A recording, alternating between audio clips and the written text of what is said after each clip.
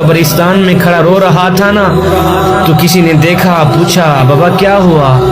کسی نے مارا ہے، کسی نے پیٹا ہے، کسی نے دکھ دیا ہے، کسی نے درد دیا ہے، بھوک لگی ہے کسی نے کھانا نہیں دیا، پیاس لگی ہے کسی نے پانی نہیں دیا، کیوں رو رہے ہو؟ کیا وجہ ہے؟ اس بزرگ نے کہا نا بابا نا، یہ میرے مسئلے نہیں ہیں۔ کہا پھر کیوں رو رہے ہو؟ کیا ہوا ہے؟ اس بابے نے کہا بھائی آج میرا پروگرام بنا کے بندوں کی رب سے صلح کرا دوں۔ کہا پھر کیا بنا؟ بابے نے کہا یار وہ تو مانتا ہے پر دنیا والے نہیں مانتے، وہ تو کہتا ہے لے آئے نہیں میری چوکھٹ پر، وہ تو کہتا ہے لے آئے نہیں میری دہلیز پر، ایک ہی آنسو سے سارے کے سارے گناہ دھو ڈالوں گا۔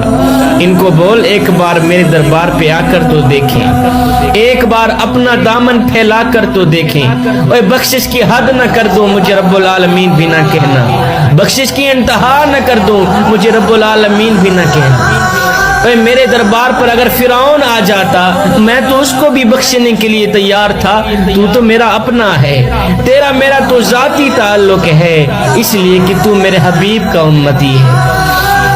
یار میں ان کو سیدھی راہ دکھانے کی کوشش کرتا ہوں، یہ الٹا مجھے گور گور کے دیکھتے ہیں، مجھے مارتے ہیں، مجھے تنگ کرتے ہیں۔ اللہ اکبر۔ ایک مرغے سے پوچھا گیا نا کہ لوگ تجھے جینے نہیں دیتے، کاٹ ڈالتے ہیں، آخر ایسا کیوں کرتے ہیں؟ تو مرغے نے جواب دیا میاں لوگوں کو جگانے والوں کا یہی حال ہوتا ہے، لوگوں کو جگانے والوں کا یہی انجام ہوتا ہے کہ لوگ کاٹ ہی ڈالتے ہیں۔ اللہ اکبر۔ دوسرے دن یہی بزرگ قبرستان میں کھڑا رو رہا تھا، کسی نے دیکھا، پوچھا بابا تیری بھی عجیب کہانی ہے، کبھی کبھی تو بازاروں میں روتا ہے، کبھی کبھی تو قبرستانوں میں روتا ہے، آج کیا بنا؟ اس بزرگ نے کہا بھئی آج بھی میرا وہی کل والا ہی مسئلہ ہے۔ کہا آج میرا پروگرام بنا کہ قبرستان والوں کی رب سے صلح کرا دو۔ کہا پھر کیا بنا؟ اس بزرگ نے کہا یار یہ تو رو رو کر دعائیں مانگ رہے ہیں، یا اللہ ہمیں بخش دے، ہمیں معاف کر دے، لیکن وہ آوازیں دے رہا ہے نہیں نہیں، اب جو تمہاری بخشش کا دروازہ تھا وہ بند ہو چکا ہے، تمہاری مغفرت کا جو دروازہ تھا وہ بند ہو چکا ہے۔ اے بندے آج ہمارے پاس وقت ہے توبہ کرنے کا، آج ہمارے پاس وقت ہے استغفار کرنے کا۔ ایک بادشاہ سیر کرتا ہوا دریا کے من سے گزرا تو ریت کے اوپر ایک فقیر بابا بیٹھا ہوا تھا۔ اللہ اکبر۔ بادشاہ کے گزرنے پر فقیر کو جنبش بھی نہ ہوئی کہ بادشاہ جا رہا ہے، اس کو اٹھ کر سلام دوں، اس کا استقبال کروں، بادشاہ ہے وقت کا۔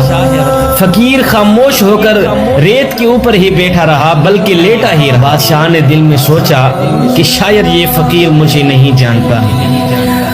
آخر بادشاہ بول ہی پڑا کہ فقیر میاں کیا حال ہے؟ اس فقیر نے کہا بادشاہ کوئی حال نہیں ہے، اللہ کی نعمتیں کھا کھا کر دانت ٹوٹ گئے ہیں، زبان اس کی ناشکری سے پھر بھی باز نہیں ہے۔ بادشاہ نے کہا فقیر میاں کیسی زندگی گزر رہی ہے؟ فقیر نے کہا جی جی کچھ آپ جیسی گزر رہی ہے، کچھ آپ سے اچھی بھی گزر رہی ہے۔ یہ سن کر بادشاہ حیران رہ گیا اور کہنے لگا شاید تم مجھے نہیں جانتے کہ میں کون ہوں۔ فقیر نے کہا میں جان گیا ہوں بادشاہ، تو بادشاہ وقت ہے، میں پہچان گیا ہوں آپ کو۔ تو بادشاہ نے کہا پھر میرے جیسی زندگی گزارنے کا تصور نہیں کیا جاتا، اور تم مجھ سے بھی اچھی زندگی گزار رہے ہو، وہ کیسے گزار رہے ہیں؟ فقیر نے کہا بادشاہ تو پھولوں کے بستر پہ سوتا ہے، میں ریت پہ سوتا ہوں۔ جب آپ کو اور مجھے نیند آ جاتی ہے اس وقت تجھے پتہ یہ نہیں ہوتا کہ میں پھولوں کے بستر پہ سویا ہوا ہوں، اور مجھے پتہ یہ نہیں ہوتا کہ میں ریت کے اوپر سویا ہوا ہوں، اس وقت تیری اور میری زندگی ایک جیسی ہی گزر رہی ہوتی ہے۔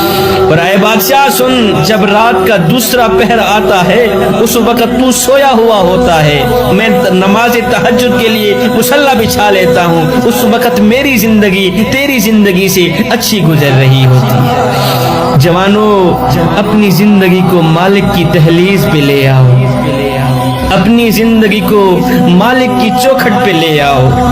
اللہ اکبر، جوانی وہی ہے جو مالک کی چوکھٹ پہ گزر جائے، زندگی وہی ہے جو مالک کے دربار پہ گزر جائے۔ اللہ اکبر، اپنے دل کا تعلق مالک سے جوڑ لو، محبت اور پیار کا تعلق مالک سے جوڑ لو، اپنی جوانی کو دین کی راہ پہ ڈھال لو۔